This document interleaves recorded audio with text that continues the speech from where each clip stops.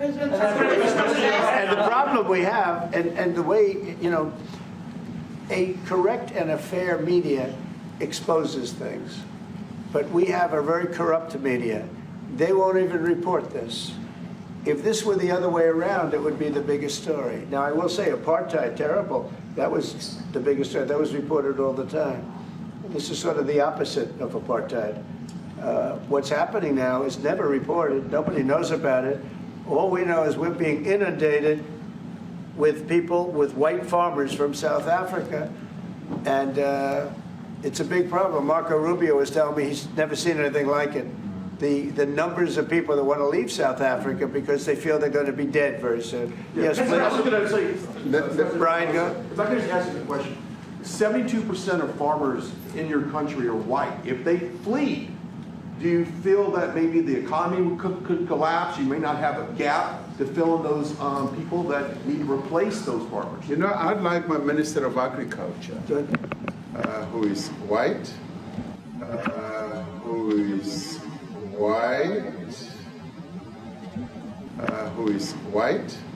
who comes from an opposition party to mine, who's joined my government at my invitation to address this very issue, including the question that you've just raised.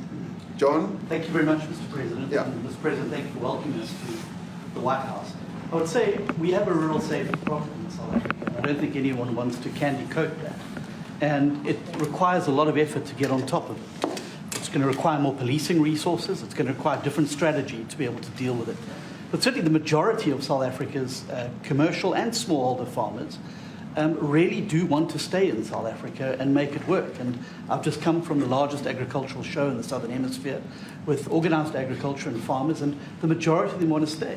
But they too there have a memorial to those who've died as a result of farm attacks. And as the Minister of Agriculture, it is something that I'm particularly exercised with my colleagues at police and my colleagues in the justice cluster to start making farm attacks and stock theft a priority crime.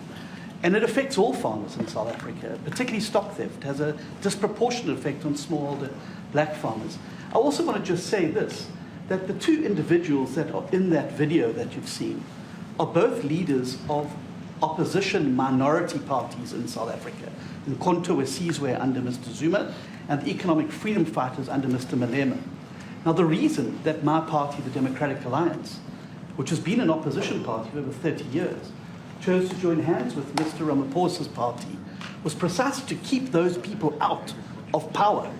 We cannot have those people sitting in the union buildings making decisions.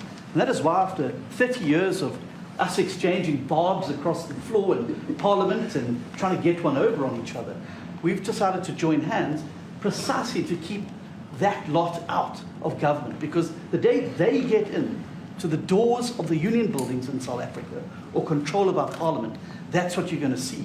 And that is why this government, working together, needs the support of our allies around the world so that we can strengthen our hand, grow our economy, and shut the door forever on that rabble getting through the doors of the union buildings, because then South Africa's future would be... So you denounced that type of...